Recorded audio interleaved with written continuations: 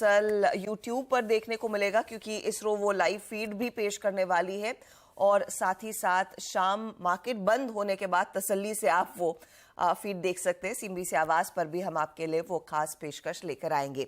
लेकिन भारतीय बाजार में क्या आज चांद पर पहुंचने की तैयारी है या नहीं, वो एक बड़ा सवाल है, जहां पर ग्लोबल संकेत आप देखिएगा एक बार फिर कुछ मिले जुले दिखाई दे रहे हैं।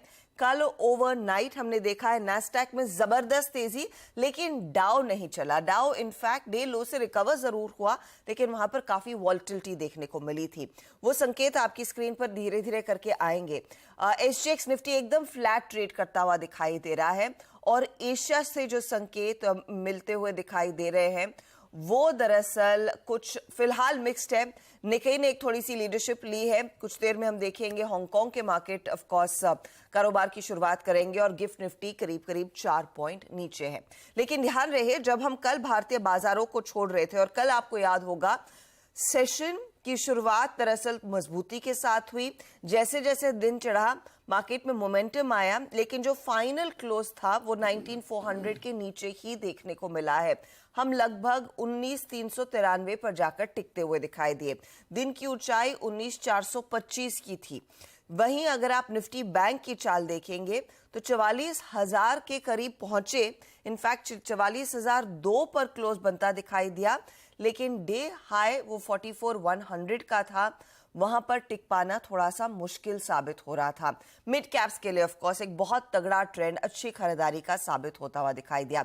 लेकिन कल जब हम भारतीय बाजारों को छोड़ रहे थे तब हमने नजर डाली थी डाउ और नैस्डैक के ट्रेड्स पर। वो तब और अब का डेटा आपकी स्क्रीन पर लेकर आएंगे।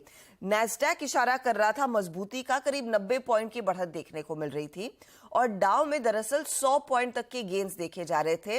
वो डाउ फ्यूचर्स की मैं बात कर रही हूं।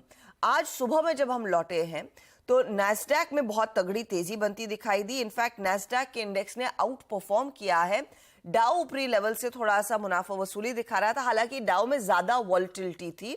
और एक और बड़ी चीज जो दरअसल हुई है कल अमेरिकी मार्केट्स में, अगर आप वो ट्रेजरी यील्ड का डेटा देखें तो 10 साल की जो यूएस की बॉन्ड यील्ड है वो 16 साल के हाईस पर पहुंचती हुई दिखाई दी।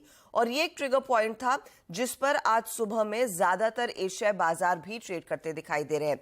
कल जब हम बाजार मार्केट को रैप कर रहे थे 4.29% की यील्ड थी, जो आज सुबह में आप नोट करेंगे 4.35% पर आ गई है। डॉलर इंडेक्स में ज्यादा कुछ बदलाव नहीं, लेकिन हाँ ये यील्ड है जिसमें बड़े चेंजेस बनते दिखाई दिए। ये क्या ट्रिगर पॉइंट था, इसे कैसे पढ़ना चाहिए, और दूसरी क्या फैक्टर्स है जिसके चलते नैस्डैक कर रहा है आउट परफॉर्म, लेकिन डाउ में थी थोड़ी सी सुस्ती। नीरज जी हमारे साथ है, उस पर डिटेल में बातचीत करेंगे।